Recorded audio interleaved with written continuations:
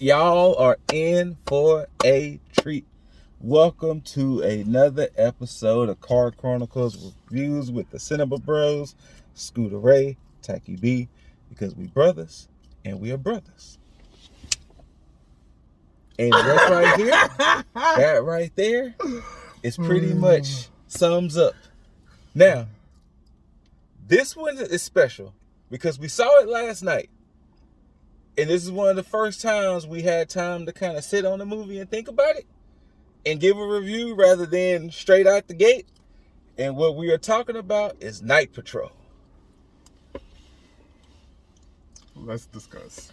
Now, Night Patrol, if you've seen the trailer, it's pretty much vampire cops terrorizing the hood. To kind of sum it up. When you see it for real,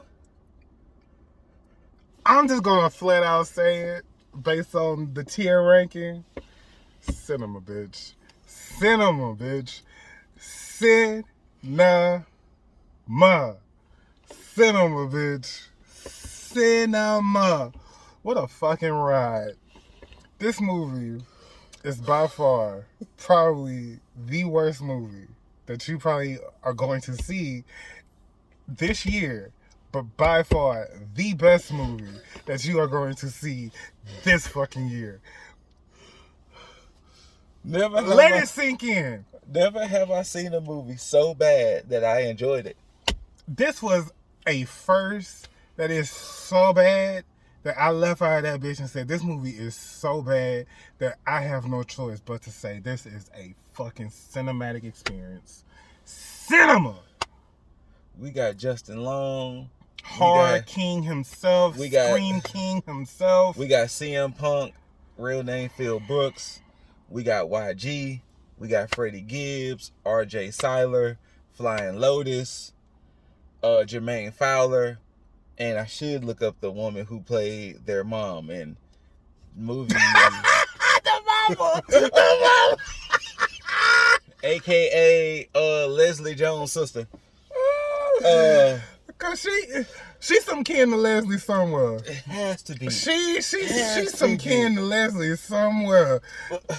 Okay, to kind of run down this movie that had like several storylines. This is like six. First off, I'm glad you said this is like 6 movies in one. You get a gang story. No. Tell them Justin Long's arc. Then we'll just. First off, well, hold on. That's what I was saying. Oh no, I forgot. We get the gang story. Guess what I'm saying? The gang story Bloods first. and the Crips, baby. Yeah. So and not only regular, they were the Zulu Crips and the something Bloods. Like they had specific names. You got if Pyrus and Crips all got along, they probably gonna be down by the end of this song. Seem like the whole city go against me every time I'm in the street. I hear yeah. Look, y'all. Okay, so you got Bloods versus Crips, crooked cops, religion. You got racism. African you got mythicism. Ancestry, supernatural. You got what the fuck else? Classism. You got family drama. Family drama. You got and a cop story. And a fucking cop. Oh, a forbidden love story. And a forbidden love story. A modern day Romeo and Juliet. Yeah. Shakespearean work at its fucking finest. Bitch, you didn't think you were gonna get that going into Night Patrol, did you? And not only that, in an hour and 40 minutes. Top that. You get all of that in an hour and 40 minutes. Baby, when I tell you, I didn't know where the fuck this movie was going. And that was the best way to go about it. But you know what was but you know what was crazy about Nikki Mishaw is the mom. You know what was crazy about the way the movie was going was that from where it started off, you was kind of like, okay, because we may interlace a couple of spoilers here and there, Because it started off like he said with the forbidden love story. R.J. Cyler is a Crip, and his girlfriend is a Blood, and they secretly meet up. Then some things happen with the Night Patrol. Modern day Romeo and Juliet. Then some things happen with the Night Patrol, and that's what sort of sets off the story, but not 100%. Oh, because you right. Because from there, you got to go into shit. We mentioned all that and didn't even mention Justin Long's arc in the fact of so Justin Long's character, he's a war hero, a war hero who's part of LAPD, and he wants to get on Night Patrol. First off, Night Patrol is like yeah. Matter of fact, if I could raise it out the window, you could just, Night Patrol. This is where herald the beginning. You herald their end. You herald. You want to be on Night Patrol. Yes, like Night Patrol you want is the big that bucks, shit. You want the respect. You want to be on Night Patrol. And Justin Long, which you're gonna find out later, why he wants to be on Night Patrol so bad, but he gets in Night Patrol only to find out some things, and you find out a little bit later that Night Patrol are vampires? Question mark? Vampiric in essence. And we're not spoiling anything because it's in the trailer. All this said so far has been in the trailer presented to you. Except for the love story in the beginning. Because the only thing that was in the trailer was, I know who killed your sister. Oh, okay. So we didn't know that they were a couple. They didn't know that was, okay. But once again, that's in like the first 5 minutes. Right. So, and where the movie takes off from there, when I tell you it's so many things thrown at you, because you get the mom who's very into this mysticism and devils, but at the same time she's a hardcore Crip, and it threw me the fuck off because I forgot that she was a Crip, bro. I'm talking hardcore Crip, bro. And she comes off just this. And now, mind you, like he said, it's this fucking dichotomy of fucking. you got this righteous ass Crip, Zulu warrior, Crip. Are y'all not hearing what we saying? We talking about in like the first 20 minutes, you got 2026 Romeo and Juliet, the Bloods and the Crips. You got a war vet who's trying to be on the Night Patrol. You got, and we not even saying the war vet's partner is the brother. It's RJ. So RJ Cyler's character goes by Lil Crip. And Jermaine Fowler is his big brother who used to be a Crip. And who is now on the force with Justin Long.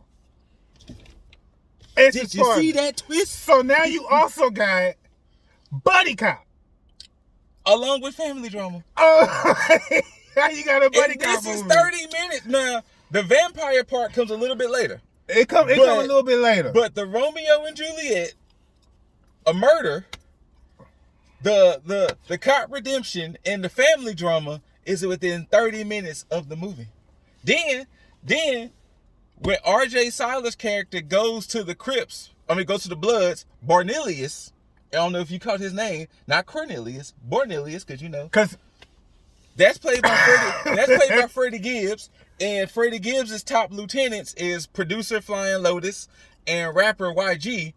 These niggas, yep, I said it, are conspiracy theorists. Damn. I'm talking about the reptilians. They know it all. They trying to clock all the tea on everybody, okay? Now, mind you, this is all smack dab in the hood, by the way. This is we are still probably not even an hour into the movie. Not even I don't even think a good 45 minutes.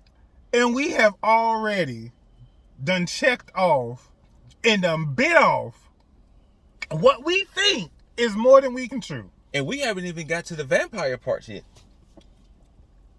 Let that sink in. Movie of the fucking year, y'all. Movie Then of as the the movie, fucking year. then as the movie progressed, it's like, You just gotta witness this shit. you know what? To be honest, I hate saying this, but it's almost like Sinners. Because remember when you first watched Sinners, you forgot the vampires was there until the vampires showed up. Yes! Because everything else was happening. Yes! It's so much shit going on. And then one time the vampires do... Because we really don't know. When they supplied these niggas with some gold fronts. With some fake... Because they supplied them with fake fangs because how dare they sully their teeth on the unclean. So they supplied them with fake fangs. You don't want to bite them, but you want the blood. But you want the blood. That's where the racism and classism comes in at. Because of course, they doing all this, they wiping out the hood pretty much. Pretty much. That's what the goal is, to just cull the weak, cull the unclean. And we get a twist with the whole vampire thing that was like, Wait. Go ahead and just alone. First off, I don't even know what the characterization of Justin Long in this movie was. Spoiler alert. Spoiler alert. If you care about Night Patrol. Remember, he thought his dad was dead the whole time, but his dad was the lead. Hold up. Because I forgot about that little tidbit. Yeah. Okay, since we already done re-spoiler territory, the movie starts off with Justin Long being the one who caps Juliet. Okay? Pretty much. So and that's like his little initiation. Initiation in the whole shit in the first place. Then all of a sudden, the movie tries to play Justin Long as like he's this innocent hero that I just want to do good. The first time you meet this motherfucker, he caps somebody in the head. Yeah, it wasn't like he was reluctant. He literally got the gun. What? Because she's a gang member? Like, but then the movie starts playing out like, am I rooting for this nigga? And then, not only the characterization of Justin Long, but then you also kind of feel that way weirdly about Jermaine Fowler's character. And I was just getting ready because to say, he kind of came off as, I'm a former Crip, but he kind of comes off a little self-hating too. And then on top of that, you think to yourself, this ties back into the mama being so upset. Because there's a part in there where they meet up at the gang hub, the Crip hub. So pretty much, where the mama is the ringleader. So pretty much, RJ character runs off, Lil Crip, and they find his bike. And Justin Long was saying, hey, from your old days as a Crip, do you know anybody named Lil Crip? And that's when he was like, damn, that was my old brother's handle back on Xbox. Let me see if that's him. He calls him up. Hey, you Lil Crip, basically. Now, mind you, the name in question, Lil Crip. Yeah. No significant identifier other than Lil Crip. So, Fowler's character runs into Punk's character. And Punk was like, well, if you want to basically show out for us and do for us, go arrest your brother. Because, I mean, he knows. So, he's like, hey, we need to meet up. I need to take you in kind of thing. And he was like, okay, well, meet me at the fish spot. So, of course, that's like the Zulu Crips headquarters. And some things go down there. We ain't going to spoil what goes down. Some things go down there. And then now, there's another layer to the story that gets added. Another layer that gets added to an already stacked. This movie, if I had to give a personification of this movie, it looked like a Scooby-Doo and Shaggy sandwich. As much as they give you. Because, trust me, there's more. There's more. We haven't even got to when the Night Patrol, all of a sudden, just up in the sides, hey, the projects where the Zulu Crips live, we gonna just eradicate them. We're gonna just eradicate them because their goal is we need to drain as much blood so we can just have months of supply. Why all of a sudden this is a thing? And how y'all gonna cover up for a whole community showing up in pieces? Because that's also another thing. They're like ripping the people apart and all this other type of shit. So it's like movie of the fucking year, baby. Movie of the fucking year. Then we're still dealing with the elements of the mom in this whole African mysticism and things it did. Now, mind you, it's played like she could be a little off her rocker. It does play It's that way. played like she could be a little off her rocker, and the whole time you like, is the mom? Let us not forget The Ring. No, that the cops tried to make it seem like the Bloods was killing Crips and the Crips was killing Bloods. I forgot about that. And that didn't do nothing. Nothing. Because the Bloods show up. And we forgot to mention The Ring. The Ring. RJ's character, Lil Crip, he steals. Because also remember, The Ring is introduced in the first scene. He takes it was his grandmother's ring that his mom had, and he was giving it to a gift to his Juliet. She denied it because she's Paru-boo. We gonna say Paru-boo. Pretty much. She denies it because she's like, you know what this is. So when the vampire, which we didn't know at the time, was chasing him, he was like, no. And the ring started shining like a Green Lantern ring. And then the guy, when I was watching and then the guy kind of retreats like Superman. It's a part in there towards the end, and I said, this movie has went full blown Larry Court. Damn near. This is why this is the best movie of the fucking year. Damn near. Like, would you have expected that whole ending, going into this, would you have expected to see motherfuckers floating in the sky? Not only that. So you heard me right. So yes, I said motherfuckers was floating in the sky. Go see the fucking movie. Bornelius and the other Bloods show up to the projects. Bornelius got C4, all these automatic weapons. He got an axe. The rest of the gang got all this weaponry. They show up to the Zulu Crips territory, and they was like, yeah, we know the Night Patrol been killing each other to make it seem like we trying to off each other off, but we all know that's a bunch of bullshit. And it was like, well, why have that layer in the story? And also, we don't know necessarily how to kill these motherfuckers. So, after they decided that they were going to team up and take them on, once again, we don't know necessarily were they vampires because the typical vampire shit did not work. The cross didn't work. Stabbing them in the chest through the heart didn't work. One way we know for sure is if you blow them up. That was the only way? That's another thing. There's explosions. Okay, so to put it even more in perspective, everything I'm saying is reasons for you to get your ass to the theater and go see Night Patrol, bitch. Projects to start a war because they wanted to kill the mom. But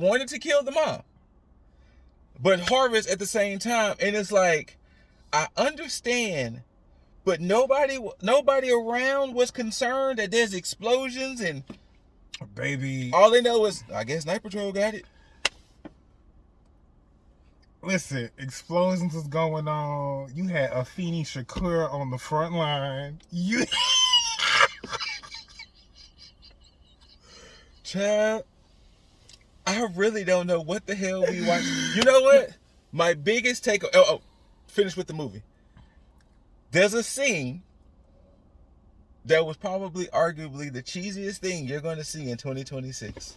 Is it, or is it the best thing you're going to see in 2026? It's both. Because it's so cheesy and bad. It's both. There was a run scene. There was a chase scene. And I'm going to just leave it at that. But there's a moment where RJ's character had to realize I'm the hero of this story. And what they had him do.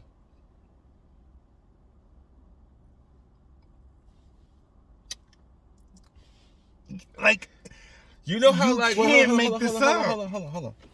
You know how like you get that like banana split or that sundae, and you get your favorite scoops of your ice cream.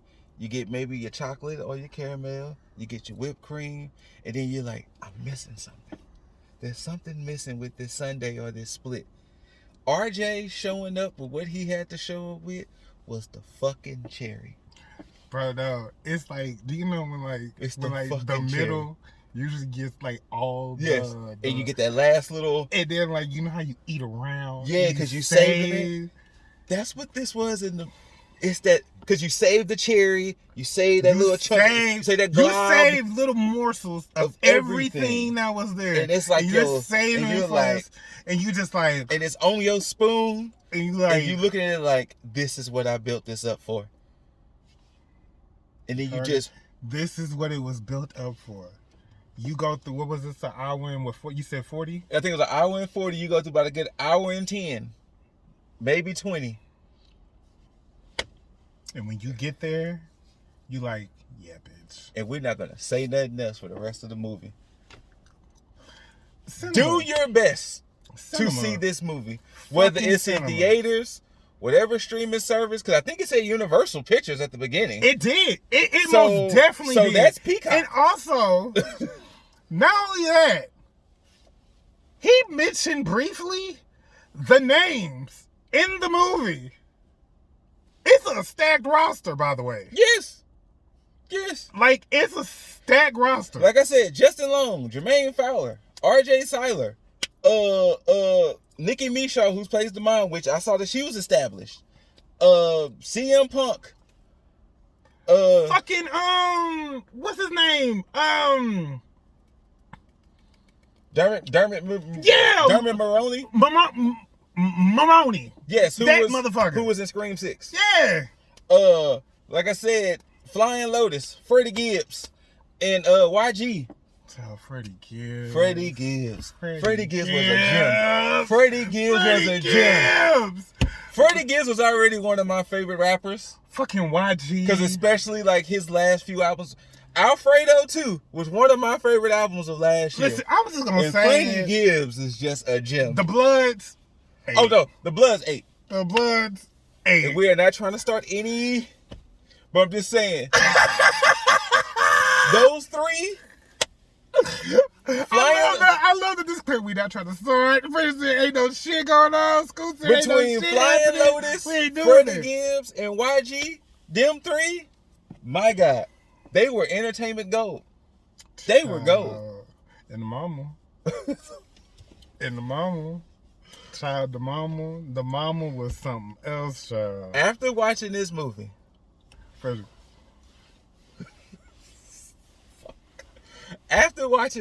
y'all, this made me realize why Blade hasn't been made yet. Because when you're trying to overcomplicate something simplified, that's the reason why Blade hasn't been made. Can we just say, we have went through over 20 minutes of talking about a movie that was presented and was supposed to be about Night Patrol vampires. Cops. Night Patrol vampiric cops. Terrorizing the hood. And we have laid out to you a buffet in one movie. A fucking buffet. And we left a lot out, which is even crazy. We left so much out. It's so much that's been left out, and it's so much that like we can really just like, and it will be even more like just be like, yo. I need y'all to go see this movie. You don't even have to see it in theaters. If you don't want to support it in theaters, Also, wait, hold on. Wait for streaming. And another thing that we mentioned, the fact of not only when we saying it's like all these movies in one, but tonally, you feel it. Like, you feel like when we're following Justin Long, different movie. I don't know how the fuck they did it. Different fucking movie. It felt like it was even shot differently. Completely different movie. I'm telling you, like, kudos.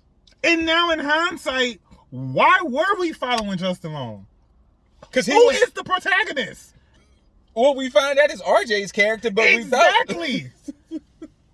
So why were we following Justin Long? I guess that's what the movie wanted to give you, the old okie doke. It's amazing, baby. When I tell you, cinema. And see, you probably wouldn't have got this energy if we would have recorded it last night. Because we had time to kind of stew on it. Honestly speaking, you probably got the same thing. We probably so. Because it is a time and once again, to be had. There are so many things we leaving out. So many. This movie's a gem. It is a fucking gem. This movie is a gem. It's the first time in a long time that I've been to the movie and had this type of experience. You know what I'm saying? This was a true... There was stuff that wasn't meant to be funny that was funny. I know the people who know this. Y'all know like that early thousands, the bootleg era. When you ain't know shit about shit and you was just scrounging through your local dude's catalog. And you just pulled something out. And when you pulled it out and got home and played that bitch and saw your favorite rappers up in that bitch and you like, well, what the fuck is this? No. I haven't had that experience in so long. I'm gonna tell you what makes it even more so. Because those same movies would have had like, you're like, what's this movie I see with like Omar Epps and it would have threw like some like random like Gary Busey or some shit in there. You'd be like Omar Epps, Gary Busey, and like, what the fuck is this? Like Omar Epps, it's like Omar Epps, Gary Busey, and Samuel L. Jackson. You like, yeah, you like, have I never heard of this? Yeah, that's what this feels like. I'm telling you, once again, in a sense, it is like going back to a true rarity, a true gem of I'm gonna tell you what this is. A true artifact of sort. This is truly not to diss the movie. It really feels like the Tubi movie that made it. That's what I'm saying. But even though movie that made it, a lot of those Tubi movies are the movies where you were like searching around and like you picked it up and said, because Primate is definitely one of those movies. Because Primate was not good. Yeah. Like you would pick it up and you go, Primate just wasn't good. This wasn't good, but it was good at the same time. Yes. It wasn't good and good. Like this wasn't good, but it was good. Like. I'm just gonna say it. I don't know. If treated right, this got the potential to be a hood classic. Yes. Like if treated right. Yes. Like it got the potential to be a hood classic. Yes. And be like, go ahead and just slap that Night Patrol on. You know what I mean? Like, yes. be like, hey, y'all remember Night Patrol? I'm telling you, if this movie would have released back in the thousands, it would have been a fucking it would have been classic. Word of mouth classic. It would have been a classic. Everybody and their mama would have been hearing. And it's a horror movie too? Everybody and their mama would have been hearing. You seen Night Patrol? You seen Night Patrol? Where you get your Night Patrol at? Hey, I'm gonna be real with you. It wouldn't have been on par, but if we would put Soul Plane in the Madea movies, Night Patrol would have been hovering. Okay, I'm so happy that you mentioned that because the real ones know that if you was about that bootleg life, you had Soul Plane like okay, 7 months so before it came out. So this even goes back to the point that I was making about that feeling that this movie gives. Yes, it's a hit. It is. It's a fucking hit. It's so bad to where I actually enjoy it. And then on top of that, you got CM Punk with the niggas, like, and I appreciate y'all not making CM Punk cross that line.